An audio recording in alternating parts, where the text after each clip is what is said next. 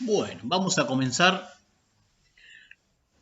con estas clases grabadas. La idea es sacarnos todas las dudas. Es la misma clase que se va a dar siempre, pero con la diferencia de que para los chicos que no pudieron estar presentes durante la clase, lo que vamos a hacer ahora es repetirla. Ahí va a ser un poquito más didáctica porque no va a haber preguntas, así que va a ser bastante rápida la clase. Y bueno, en este caso es comenzar hablando con el par radiológico de tórax. Es una proyección tan común y tan frecuente hoy por hoy. Para empezar a hablar de tórax, habría que entender algo.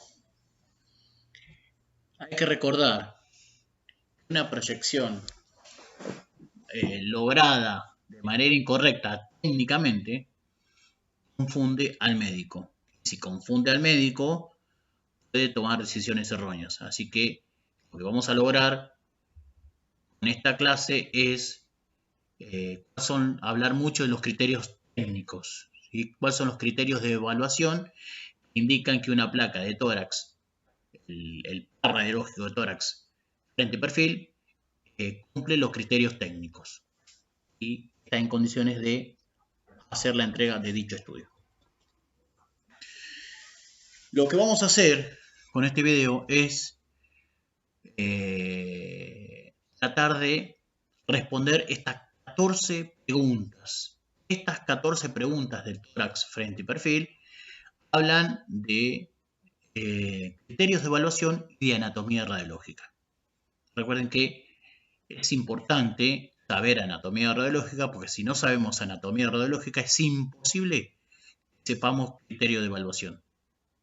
Así que anatomía radiológica y criterios van de la mano.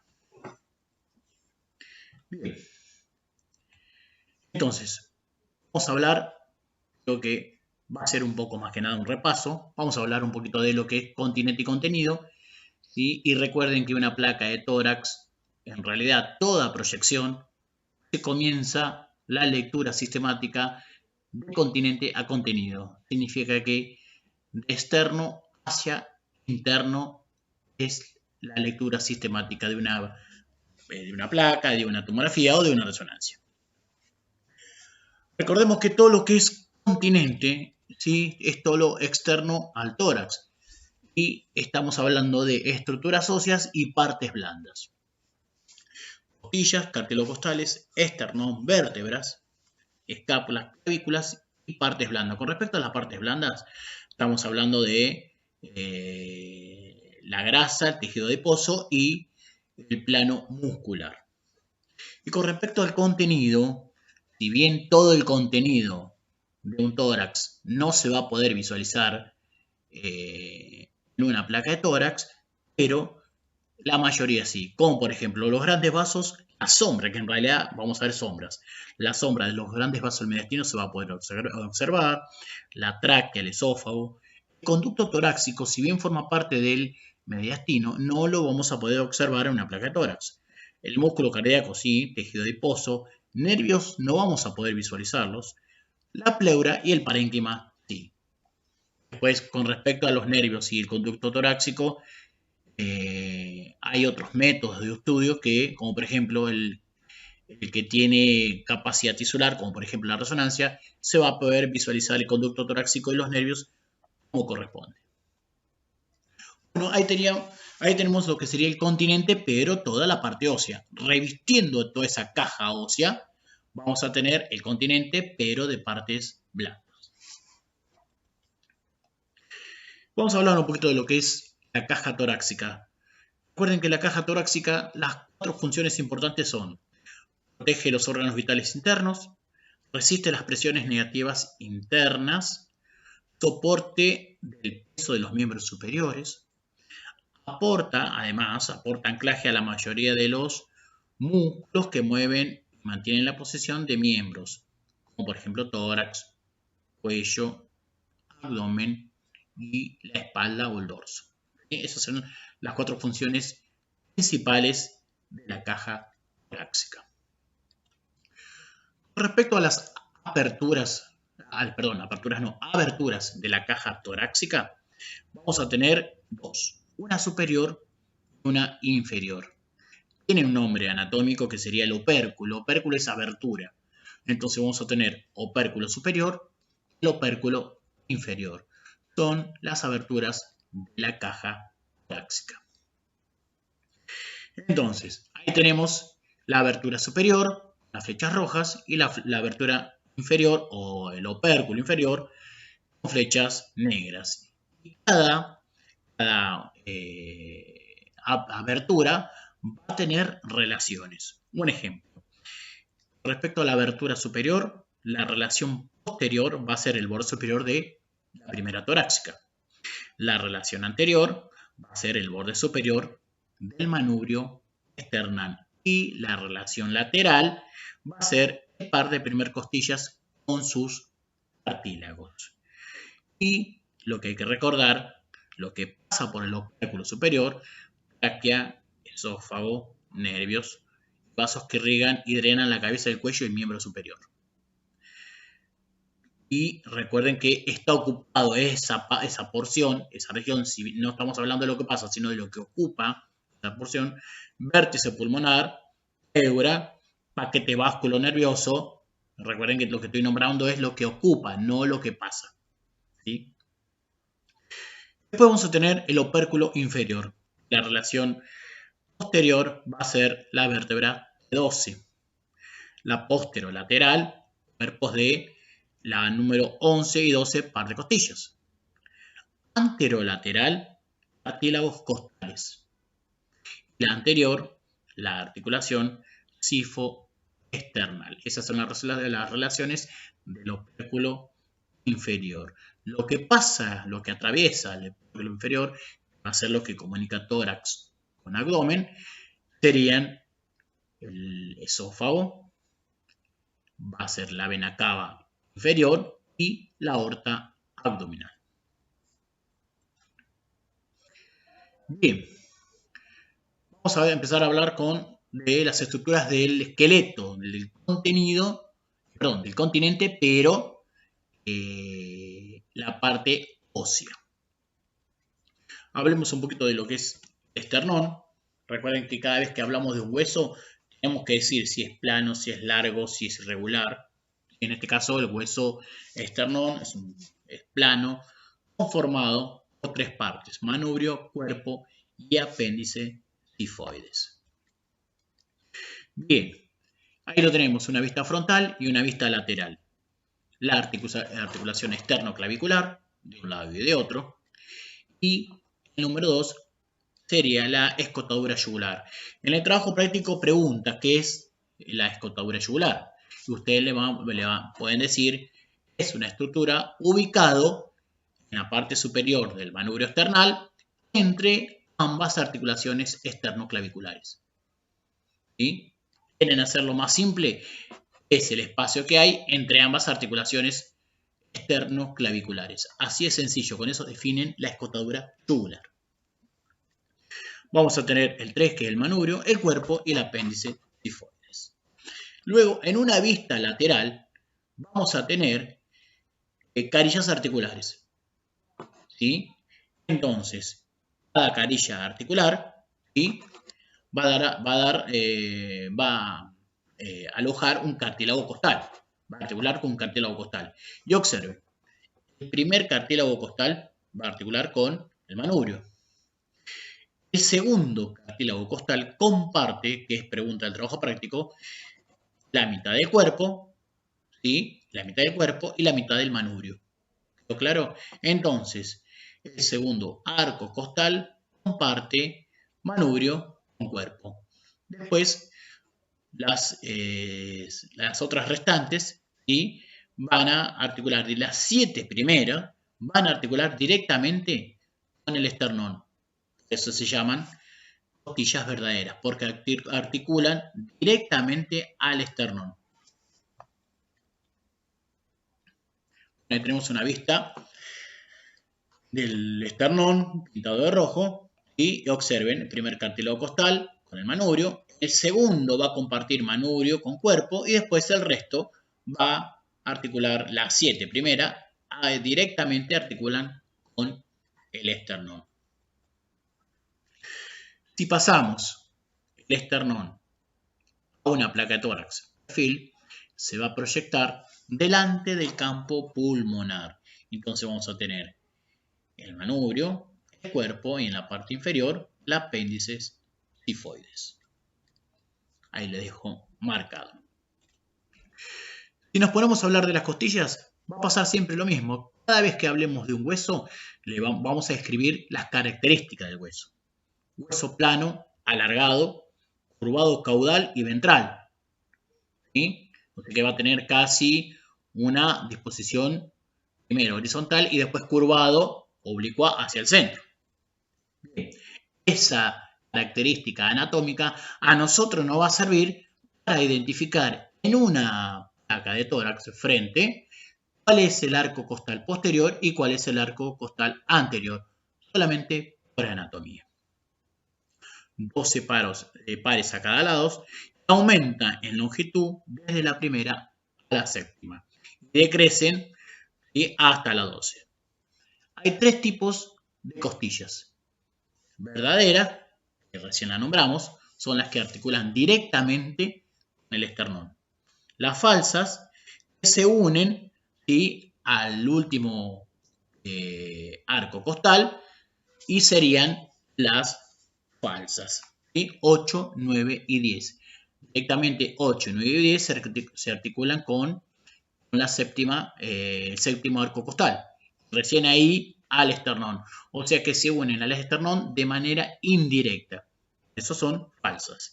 Y después vamos a tener las flotantes. Las flotantes son las que no tienen relación con el esternón. La número 11 y 12. Respecto a las características de las costillas, hay 2 tipos. Las típicas y las atípicas. Respecto a las típicas, cuando uno dice típica, recuerden que también lo vamos a nombrar en las vértebras, son las estructuras óseas que tienen estructuras comunes, ¿sí?, a cierta cantidad. ¿Sí? Un ejemplo, de la número 3 a la 10 tienen características típicas. En cambio, la 1, la 2, 11 y 12 tienen características particulares. Solamente esas 4 tienen características que ninguna del resto la tienen. Por eso son atípicas. Entonces, cuando tienen características comunes, son típicas. Cuando tienen características atípicas, son las que no se relacionan, que solamente tienen estructuras muy, muy particulares. Que solamente esas 4 la tienen, en este caso. Entonces, ahí tenemos una costilla atípica y toda costilla atípica, la característica va a ser que una extremidad anterior, tiene un cuerpo y una extremidad posterior y anterior, como dije. Entonces, yo tengo la número A, esa es la extremidad posterior, nace acá, hacia posterior en la vértebra, llega hasta el plano axilar, se curva, tiene un ángulo, después hace una disposición oblicua descendente hasta llegar al cartílago costal. Vamos a tener una cabeza, ¿sí? Vamos a tener una extremidad, sería una extremidad posterior, ¿sí? Va a tener una extremidad anterior. Respecto a la extremidad posterior, va a tener 3 partes. Una cabeza, lo que marca acá, un cuello y una tuberosidad. Respecto a la cabeza, vamos a decir que tiene 2 carillas articulares, o sea que articula con 2 vértebras. Respecto a la tuberosidad, va a tener una carilla articular. Esa carilla articular se va a relacionar con la apófisis transversa de una vértebra. Y por último, el cuello va a dar inserciones a ligamentos.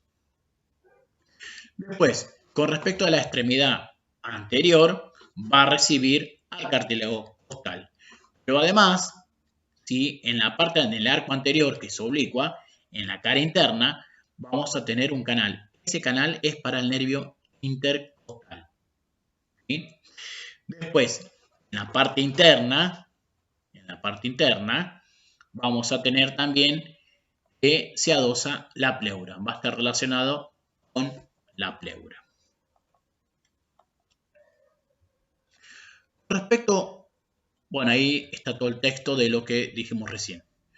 Respecto a las atípicas, que son la 1, la 2, la 11 y la 12, vamos a hablar que con respecto a la costilla número 1 es atípica. ¿Por qué? Tiene una orientación superior e inferior, casi horizontal estamos hablando, a diferencia de las otras. Tienen dos canales vasculares, la arteria y la vena subclavia. Esos canales vasculares están divididos por una tuberosidad que se llama tubérculo de Liszt-Frank o tubérculo del músculo escaleno. ¿Cuál es la función del tubérculo de Liszt-Frank? Es prestar inserción al músculo escaleno anterior. ¿Qué haría el músculo escaleno anterior? Es una cortina entre la arteria subclavia y la vena subclavia. No tiene canal costal, no significa que no está inervado, pero no tiene en la cara interna el canal costal. Tiene solamente una carilla articular en la parte posterior, solamente una nada más, así que articula con la primera vértebra nada más. La extremidad anterior es rugosa porque va a prestar inserción al ligamento costoclavicular. Esas son las características principales de la primera costilla. Respecto a la segunda costilla, también pasa lo mismo que la primera. No tiene canal costal, en realidad no tiene canal costal en la parte interna. No estoy diciendo que no está inervado, ¿sí? Y va a tener una tuberosidad para el músculo serrato mayor. Respecto a la costilla número 11 y 12, solo una carilla articular en la cabeza, solamente una. Significa que va a articular solamente con una vértebra, a diferencia de las típicas que articula con dos vértebras. No va a tener carilla en la tuberosidad. Si no tiene carilla en la tuberosidad, significa que no va a articular la apófisis transversa de la vértebra. ¿Sí? Ambas se diferencian por los ángulos posteriores y son cortas. Está el gráfico. Bueno, está el gráfico, la primera costilla, la segunda costilla, la 11 y la 12.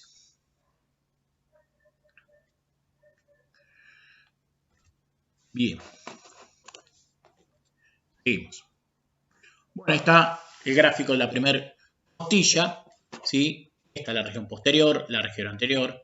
Y acá voy a tener el surco para la vena subclavia. Recuerden que primero hacia interno está la vena subclavia, hacia externo está la arteria subclavia. Los dos canales vasculares. Y en el medio, tubérculo del escaleno o tubérculo de Liszt-Frank, donde se va a insertar el músculo escaleno anterior. Como ven, acá pasa lo mismo.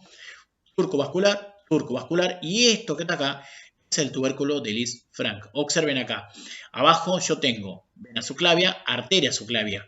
Lo que divide la arteria de la vena es este músculo que está acá, es el músculo escaleno anterior. Se va a insertar el tubérculo de Liszt-Frank. Hace una especie de cortina, límite entre la vena y la arteria. Ahí se los dejo marcado. Bien, ahora si pasamos la anatomía de la costilla a una placa de tórax frente, vamos a ver que yo le dije a ustedes que nace hacia posterior de manera horizontal. Cuando llega al plano medio axilar, hace una orientación ventral, pero de manera oblicua. Por consiguiente, los arcos costales horizontales son posteriores, los oblicuos son anteriores. ¿Sí? Bien, también va a ser un reparo anatómico para nosotros para saber si él está bien inspirada. ¿Por qué? Porque yo tengo que ver 10 arcos posteriores y 6 anteriores encima del diafragma. Eso me indica que está correctamente inspirada. Estaba la otra opción también. Yo debo contar entre 8 y 10 espacios. Yo tengo 1, 2, 3, 4, 5, 6, 7, 8, 9 espacios intercostales encima del diafragma. Recuerden que tanto los espacios intercostales como los arcos posteriores y anteriores tienen que estar encima del diafragma para decir que está correctamente inspirada. Respecto a la columna dorsal, en una placa de tórax, podemos tomar como referencia el pedículo, que son lo que están los laterales, la y la apófisis espinosa, para decir que el paciente se rotó. Entonces yo digo, de la apófisis espinosa al pedículo derecho e izquierdo, la distancia tiene que ser equidistante. Si no está equidistante, significa que el paciente se rotó. Si yo lo transporto a un perfil, lo que puedo visualizar de la columna dorsal, recuerden que no es la proyección ideal, porque el rayo no incide directamente ahí.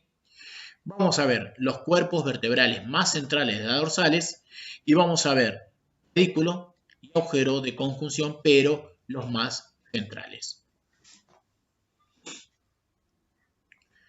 Respecto a la ubicación de las clavículas, en una placa de tórax, frente, posterior, anterior, vamos a ver que va a ser una disposición oblicua descendente.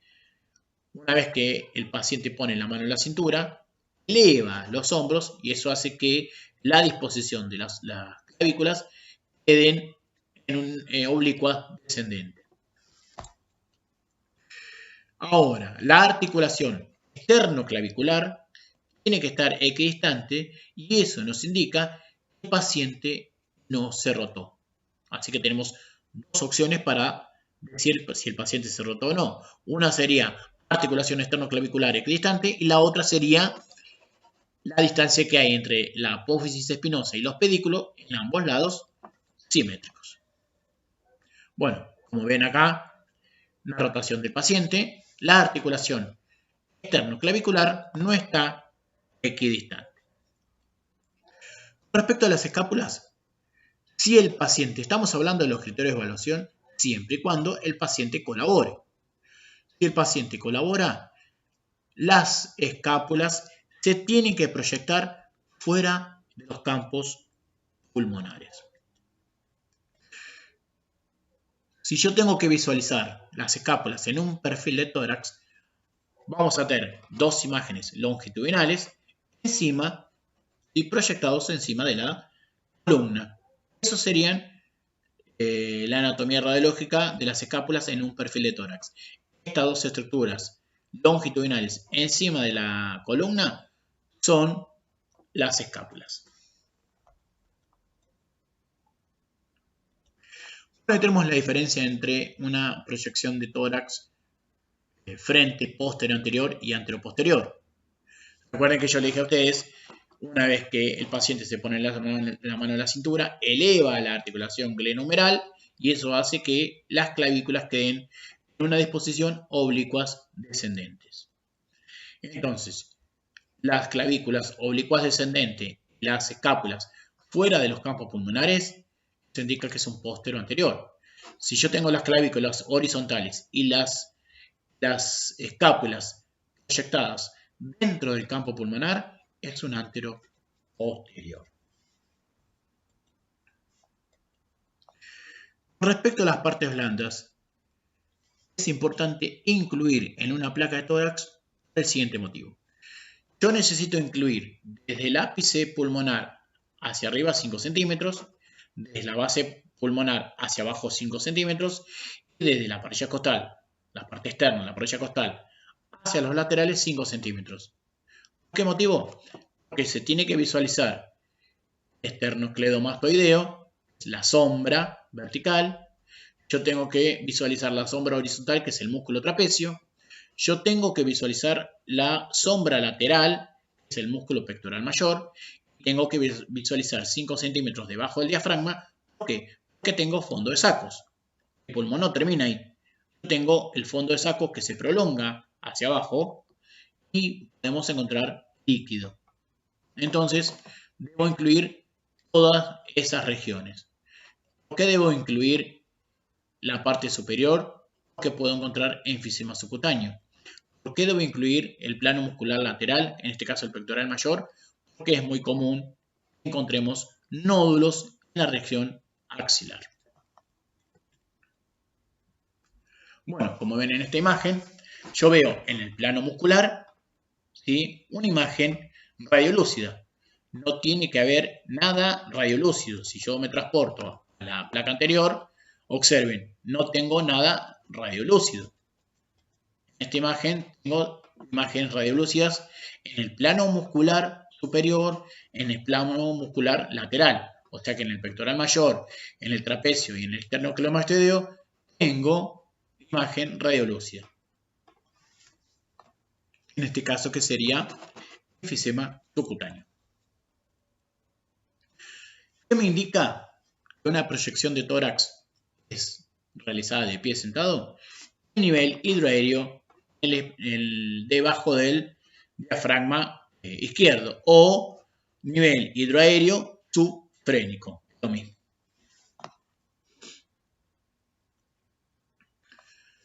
Con respecto a las sombras mamarias, hay que tratar de lograr, ¿por qué?, ambos campos pulmonares sean asimétricos. ¿Por qué? Porque el criterio de evaluación te indica que ambos campos pulmonares tienen que tener la densidad homogénea. O sea que la misma densidad del campo derecho tiene que ser el izquierdo. Pero acá, como tengo implantes mamarios, ¿sí?, se dificulta. En realidad, lo que hay que hacer es decirle al paciente que despeje las mamas y apoye el pecho. Eso voy a lograr la mayor cantidad posible de parénquima homogéneo. A veces no se logra completamente despejar las mamas, pero la idea es esa, decirle al paciente que se agarre las mamas, que las retire hacia los laterales, ¿sí?, y apoye el pecho. Eso vamos a lograr que sea la mayor cantidad de parénquima homogénea. Acá está el motivo por el cual debemos incluir las partes blandas, que lo hemos dicho en su momento. Respecto al contenido, estas son todas las estructuras que nosotros tenemos que visualizar con nitidez en una placa de tórax, siempre y cuando tenga los parámetros técnicos que corresponden. Vamos a comenzar hablando con los grandes vasos del mediastino. Recuerden que lo que yo voy a visualizar en el mediastino son sombras. Por eso es importante que el paciente no esté rotado, para ver las sombras como corresponde. Yo voy a tener sombras del lado derecho, sombras del lado izquierdo del botón aórtico para abajo, sombras del lado derecho y del lado izquierdo del botón aórtico hacia arriba. Respecto al lado izquierdo, yo voy a tener botón aórtico, tronco de la arteria pulmonar, orejuela de la aurícula izquierda y por último, ventrículo izquierdo. Del lado derecho voy a tener la aurícula derecha y la vena cava superior. Esto hablando del botón aórtico para abajo.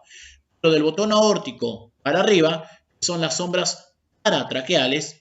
Del lado derecho, el tronco venoso brachiocefálico. Del lado izquierdo, la arteria subclavia izquierda. Esas son las sombras de los grandes vasos del mediastino. Ahí lo tenemos en una imagen tridimensional. Hablemos un poquito de cómo es la disposición de la tráquea, anatomía radiológica de la tráquea. Yo tengo que decir, esta imagen es la normal, esto sería lo anormal. Lo normal sería una imagen radiolúcida hasta el botón aórtico o el callado. Luego se desplaza levemente hacia la derecha. Lo que hace el callado aórtico, desplaza levemente hacia la derecha la tráquea. Entonces, repito, una imagen radiolúcida en el eje de la columna hasta el botón aórtico. Luego se desplaza levemente hacia la derecha. Bueno, como verán acá, el desplazamiento es mucho mayor, bastante pronunciado. Acá hay algo en el mediastino superior que desplaza la tráquea. Respecto al músculo cardíaco, si uno tiene que hablar de manera simplificada, como sería la disposición, situada en la región medial de la cavidad torácica, detrás del esternón, delante de la columna y encima del diafragma, entre el segundo y el quinto espacio intercostal, entre ambos campos pulmonares. Eso está hablando del mediastino. Sostenido por los grandes vasos del pericardio, una forma de cono aplanado. Recuerden que el cono aplanado, la parte plana es la parte superior. La base mira hacia arriba, que sería la parte aplanada, a la derecha y hacia atrás. Su vértice hacia abajo y apoya en el diafragma.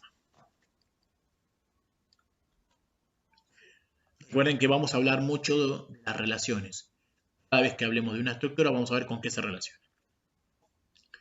Respecto a la parte anterior, se va a relacionar con el peto external. ¿Qué es el peto? El peto es una armadura, ¿sí? O sea, se va a relacionar con la cara interna del esternón. Eso sería el peto external. Se va a relacionar hacia posterior con las vértebras cardíacas o de Giacomini, que son de T5 a T8. Esas son las vértebras cardíacas. A los laterales, las pleuras mediastínicas, tanto derechas como izquierdas. Hacia superior, el ángulo de Lewis. Recuerden que el ángulo de Lewis es el ángulo que forma la unión del manubrio con el cuerpo. Si yo de esa articulación trazo una línea horizontal, se va a relacionar con la base de dorsal número 4, la vértebra dorsal número 4. Y ese es el límite entre mediastino superior y mediastino inferior. Y hacia inferior con el centro frénico del diafragma. Estas son las relaciones del músculo cardíaco. Con respecto a este gráfico, es para demostrar cuando el tórax, en realidad la zuleta cardíaca está más alejado de la placa, hay un agrandamiento del músculo cardíaco. Por eso, nunca hay que valorar los diámetros del corazón en un anteroposterior. Al estar alejado, va a estar ampliado las medidas. Así que siempre para tener las medidas dentro de los diámetros normales, se hace en posterior anterior y a 1,80 m. Con eso quería demostrar cómo aumenta de tamaño en un anteroposterior. Respecto a la anatomía del parénquima pulmonar, ¿cómo se tiene que visualizar? Yo voy a tener que el parénquima pulmonar, ¿sí? ¿Cómo se forma el parénquima pulmonar? ¿Con cuál sería la anatomía radiológica del parénquima pulmonar? Sería el contraste negro del bronquio, de la inspiración, se llena la parte respiratoria de aire, y la trama vascular, que sería la opacidad encima de lo radiolúcido. Si yo puedo demostrar esa cantidad de aire en el pulmón y las ramificaciones, las opacidades encima de la parte respiratoria, significa que tiene buena técnica. Entonces, la densidad de la parte respiratoria homogénea en ambos campos. La densidad de la trama vascular se tiene que proyectar desde el ilio hasta la parte periférica de manera homogénea en ambos campos pulmonares. Eso significa que que la parte vascular está sin ningún problema. ¿Sí? Entonces, repito, la trama vascular, que sería la opacidad, desde el ilio hasta la parte periférica en ambos lados simétricos. Entonces, yo tengo que visualizar el parénquima pulmonar, que sería lo blanco y lo negro de la parte respiratoria y lo blanco de la parte vascular. Yo tengo que demostrar esa densidad, ambas densidades, ¿sí? Con nitidez. La parte respiratoria y la parte vascular con nitidez de manera simétrica en ambos campos pulmonares. Bueno, acá está lo que dijimos en una oportunidad. Indica que está bien inspirada. 10 arcos posteriores y 6 anteriores encima del diafragma. Si no cumple eso, yo envío la placa de esta manera, me va a sospechar patologías. Ensanchamiento del mediastino, como vemos acá, engrosamiento iliar, cardiomegalia y velamiento basal. Eso me simula una placa mal inspirada. Bueno, acá está mostrando una placa con revelado automático, convencional, donde tengo, que acá está subexpuesta, significa que falta técnica. No puedo valorar en este caso la pleura. Si hay un engrosamiento o una calcificación de la pleura, no lo veo. En esta otra imagen veo que está sobreexpuesta. Significa que si tiene un enfisema o tiene un hemotórax, no puedo valorarla con esta técnica. Es imposible. Ahí tengo la diferencia entre digital y convencional. Recuerden que es el único criterio que no comparte digital con convencional. En una placa convencional, va a decir que tiene agua técnica, que el voltaje en miliampere está como corresponde, yo tengo que visualizar hasta la cuarta o quinta dorsal. Si veo más de la cuarta o quinta dorsal, está sobreexpuesta y la tengo que repetir porque el parénquima está sobreexpuesto. En cambio, en digital yo puedo ver toda la columna, incluso hasta las lumbares, no está sobreexpuesta, el parénquima está perfecto. Recuerden que es el único criterio que no comparte convencional con digital. Acá, si nosotros observamos las dos imágenes, técnicamente está bien. Hay una de las dos que tienen los valores incorrectos. Cuando yo trabajo en digital, tengo la posibilidad de saber el índice de exposición. Para que tengan una idea, manejamos una tabla. El índice de exposición de una placa de tórax va entre 150 y 500, y como este valor que tengo acá. Es la cantidad de dosis que absorbió el paciente. Yo estoy en 355, estoy dentro de los parámetros normales. Pero acá el índice me marca 737. Yo me excedí. Si yo le dije a ustedes que el máximo es 500. Como yo me excedí, lo que yo puedo hacer en este caso, manejar los tonos de gris en digital. Entonces no tengo que repetir la placa. El gran problema de acá es que no puedo solucionar la dosis que absorbió el paciente. Por eso es importante manejar los valores como corresponde. Esta es la tabla que nos dan a nosotros cuando instalan el service. Así que si nosotros manejamos esta tabla como corresponde, vamos a manejar el índice de exposición, los valores que corresponden. Hablemos un poquito de lo que es la pleura. Recuerden que para hablar un poquito de la pleura, vamos a decir que es una membrana serosa que evita la fricción, donde reviste 5 regiones: costal, cervical, mediastínica, diafragmática y los pulmones.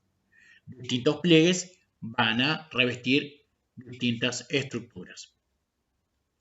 La pleura visceral va a tapizar el pulmón. Y la pleura parietal va a tapizar 4 regiones. Ahora la vamos a nombrar. Después, entre ambas pleuras hay un espacio donde tiene líquido. Eso evita la fricción. La unión de ambas pleuras van a dejar un espacio, le vamos a dar un nombre a eso, el ilio. En la parte más inferior del pulmón, que sería en la base, va a haber unos recesos, va a haber unos fondos de sacos, en los lugares más amplios de la pleura, y es muy común encontrar líquido ahí, en ese lugar. Una vez que ingresa la pleura al pulmón, se sigue replegando. Cuando uno habla de represión, significa que sigue dando hojas, creando hojas, esa misma estructura. ¿Para qué se repliega dentro del pulmón? Para dar origen a las fisuras. ¿Qué son las fisuras?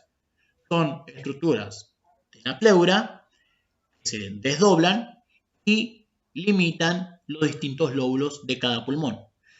En un lugar voy a tener 2 fisuras, en otro lugar voy a tener una fisura. Entonces, sería lo rosa, la pleura visceral, lo verde, la pleura parietal. Yo tengo que se une la pleura parietal con la visceral y deja un espacio. Este espacio se llama ilio pulmonar. El ilio pulmonar es la puerta de entrada del pedículo pulmonar. ¿Qué sería el pedículo pulmonar? En la estructura vasculonerviosa, linfática y respiratoria ingresan o salen del hilio pulmonar. Recuerden, no es lo mismo hilio pulmonar que pedículo.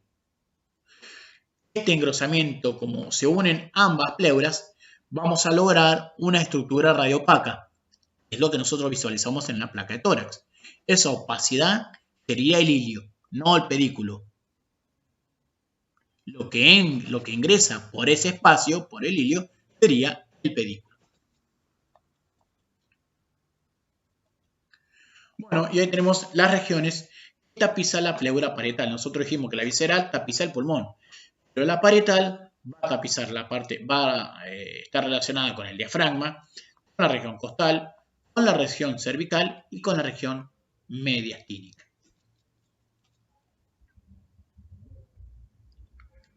Bueno, ahí tenemos los recesos que yo les decía a ustedes. Eso explica por qué yo tengo que demostrar del pulmón 5 centímetros para abajo por los recesos pleurales. Normalmente en una placa de tórax no se visualiza la pleura. ¿Cuándo se hace evidente la pleura? Cuando es anormal. Observen, si yo tengo la pleura que se visualiza, significa que lo que tengo por dentro de la pleura es el pulmón. Está colapsado. Y si se colapsa el pulmón, se va a colapsar también la parte vascular. Si se colapsa la parte vascular, no voy a ver la trama vascular. Entonces, si yo tengo que describir esta imagen sin hablar de patología, digo, sin trama vascular, pulmón colapsado. El nombre que le va a dar al médico va a ser neumotórax. Bueno, está explicando lo que es la pleura. Recuerden que la anatomía del hilio, ¿sí?, es lo que dijimos recién.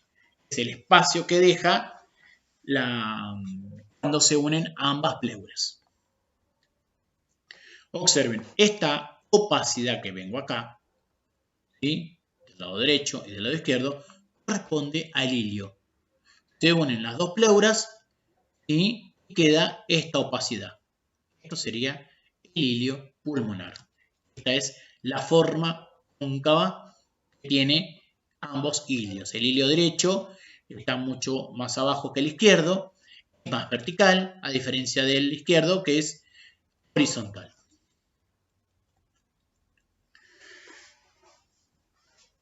Con respecto al músculo del diafragma, después vamos a hablar de anatomía del músculo del diafragma, ¿sí?, que tiene una doble cúpula. Recuerden que la cúpula más posterior está más abajo. Por eso, insisto, nunca debemos cortar justo en la base pulmonar. Siempre tenemos que darle 5 centímetros para abajo. Con respecto al músculo diafragma, va a estar relacionado con 3 estructuras óseas, que es el esternón, la región costal y la región lumbar. Va a tener inserciones en esas estructuras óseas. Con respecto a los orificios que ya lo hemos nombrado, van a ser 3. Para la aorta, el orificio o el hiato para la aorta, el esófago y la vena cava inferior. Recuerden que una de las acciones principales es el músculo de la respiración. Desciende cuando se contrae e impulsa el centro tendinoso, que ya vamos a hablar lo que es el centro tendinoso hacia abajo, y el volumen del tórax aumenta. ¿Sí? Si yo lo paso a una imagen, ahí tenemos. Sería el opérculo inferior. Recuerden que el opérculo inferior está tapizado parcialmente por el diafragma, salvo estas aberturas. Quedan 3. La aorta, el esófago y la vena cava inferior. Si yo tengo que hablar de anatomía radiológica del diafragma, voy a decir que tiene forma de cúpula, diafragma derecho más elevado que el izquierdo. Los 4 ángulos serían ambos ostofrénicos y ambos cardiofrénicos en forma triangular, en forma de punta. Eso significa que no hay derrame. Pero otra valoración importante es el borde tiene que ser regular, bien liso, bien regular. ¿Qué significa eso? En el momento que yo realicé el disparo, el paciente no está inspirando. Porque si yo no le doy tiempo, le digo al paciente, respira hondo, mantenga y automáticamente disparo, al paciente lo voy a agarrar inspirando. Si lo agarro inspirando, el paciente va a estar movido. Y si se mueve, el diafragma va a estar como deshilachado, borroso. ¿Sí? Entonces es importante que se encuentre en forma regular. Le decimos al paciente, respire hondo, mantenga el aire, contamos hasta 2, disparamos. Es la única manera que nosotros podemos visualizar el diafragma en forma de cúpula con bordes bien regulares. Respecto al perfil izquierdo y derecho, la estructura que nos va a indicar a nosotros es el diafragma. Si el diafragma está entrecruzado, significa que es izquierdo. Si el diafragma está paralelo, si los diafragmas están paralelos, significa que es derecho. Bueno, después vamos a hablar un poquito de lo que es, cuál es la utilidad del par radiológico.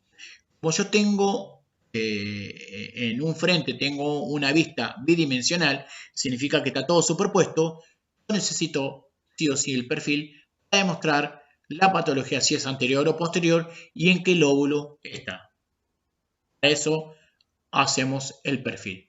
¿Sí? Observen cómo se ve en el pulmón derecho la superposición de los lóbulos y en un perfil, como veo el lóbulo superior, el lóbulo medio y el lóbulo inferior, dividido por las cisuras. En este caso el derecho tiene la cisura menor y la cisura mayor.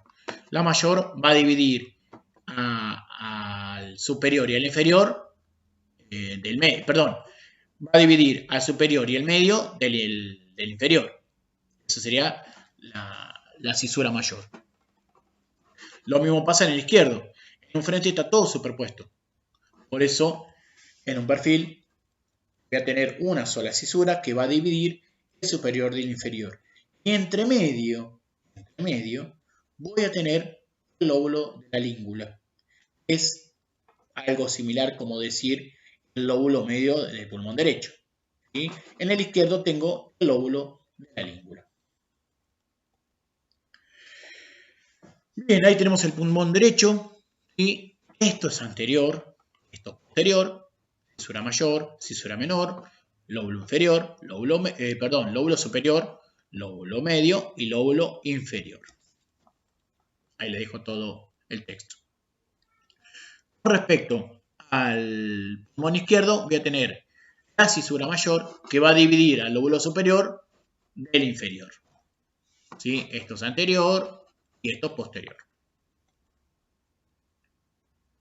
Bueno, todo lo que dije está acá.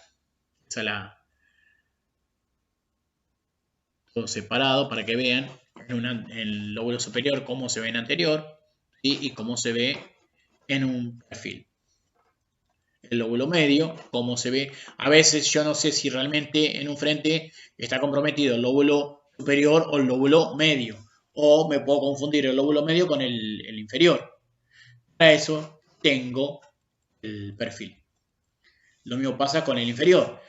Yo tengo comprometido el lóbulo inferior, me puede confundir en un frente si no sé si es el medio o es el inferior. Para eso tengo el perfil. Bueno, acá pasa lo mismo. ¿Sí?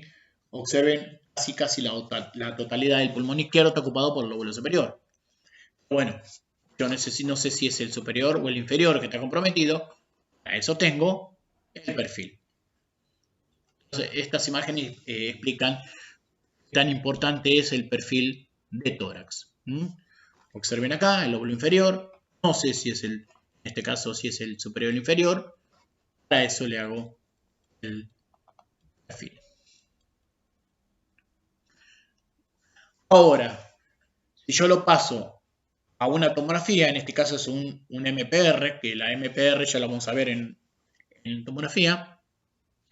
En inglés sería reconstrucción multiplanar. Yo, partiendo de un axial, puedo lograr, en este caso, imágenes sagitales. Con ventana para parénquima, donde yo veo el lóbulo derecho y el lóbulo izquierdo. Lóbulo derecho porque tiene dos cisuras, la mayor y la menor. Lóbulo superior, lóbulo medio, lóbulo inferior. En el pulmón izquierdo, una cisuras solas, que es la cisura mayor, divide al lóbulo superior del inferior, y acá hacia anterior voy a tener el lóbulo de la língula. Bien, ¿qué otra cosa me demuestra el perfil? ¿Cuál es la otra utilidad?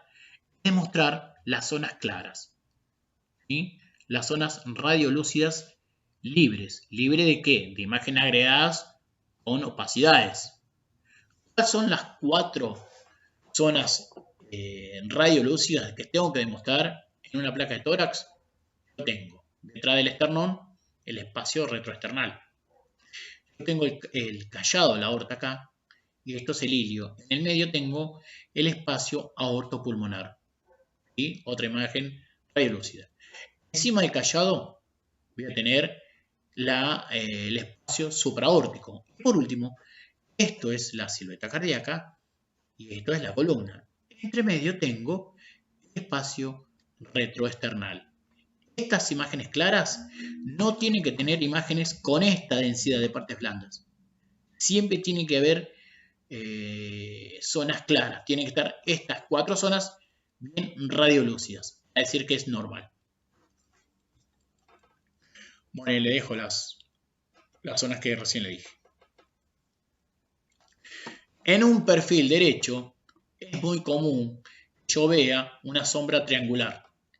Esa sombra triangular corresponden al desagüe de la vena cava inferior. La vena cava inferior, una vez que pasa por el hiato, ¿sí? Perfora el diafragma, va directamente a desaguar a la aurícula derecha, en la parte inferior. Así que el trayecto del diafragma a la aurícula es bien corto. Una vez que yo tengo bien en claro la anatomía radiológica, puedo estar en condiciones de hablar de criterios de evaluación y decir, la placa que yo realicé cumple los criterios y se puede entregar o no. Entonces, para la proyección de frente, posterior, anterior, tengo estos 7 criterios que lo tengo que tener siempre en cuenta. Y para el perfil de tórax pasa lo mismo. 5 criterios que a mí me indican que el perfil está correctamente estricto. Bueno, ahí tenemos una imagen del lóbulo, esta es la imagen normal, del lóbulo ácigos. Con respecto al lóbulo de la vena ácigos, es un trayecto anormal de la vena ácigos. La vena ácigos normalmente tiene un trayecto del mediastino posterior. Una vez que llega a la altura del bronquio fuente derecho, pasa por encima y desagua directamente en la vena cava superior. Pero cuando hay una variante anatómica, en lugar de ir por el mediastino posterior, llega a la altura del bronquio, no, va detrás por el pulmón o por detrás, se mete entre medio del pulmón, queda como dividido en 2 lóbulos el pulmón. En realidad sería el trayecto de la vena que se abre camino por el pulmón, hasta buscar la vena cava. Queda esta imagen en forma de gota. Otra imagen anormal, esto es normal, esta es anormal. Observen que del lado derecho yo no tengo la sombra mamaria. Y corresponde a una mastectomía derecha. Otra imagen mostrando un neumotórax iatrogénico. Observen que yo en la parte superior, en el lóbulo superior izquierdo, no tengo trama. ¿Sí? Con respecto al neumotórax iatrogénico, es muy común que el técnico haga el control de una vía central o de una yugular en terapia o en coronaria y para demostrar si hay neumotórax o no. Ahí tenemos un neumotórax traumático, sería un tórax inestable porque tengo enfisema subcutáneo, aire en el plano muscular, colapso pulmonar, no tengo trama, tengo falta de continuidad de arcos costales, ¿sí? Todo relacionado con un trauma. Y ahí tenemos una neumonía con patrón alveolar. Yo tengo que describir esa imagen sin hablar de neumonía. Voy a decir una opacidad de forma triangular con vértice en el ilio y la base en la pared costal. Y en esa opacidad tengo imágenes longitudinales radiolúcidas. eso corresponde al broncograma. En ningún momento yo hablé de patología. Describí la forma de la imagen, nada más. Eso en realidad es lo que va a hacer uno. Describe la anatomía de lo que ve y no le da nombre de patología. Para eso está el médico. Ahí tenemos el velamiento de la base derecha, velamiento de la base izquierda y acá está borrado el ángulo costofrénico. Borramiento del ángulo costofrénico, y acá pasa lo mismo, borramiento del ángulo costofrénico con un nivel. Eso el médico le pone un nombre y le dice que es un derrame pleural. Pero ustedes en ningún momento hablaron de patología.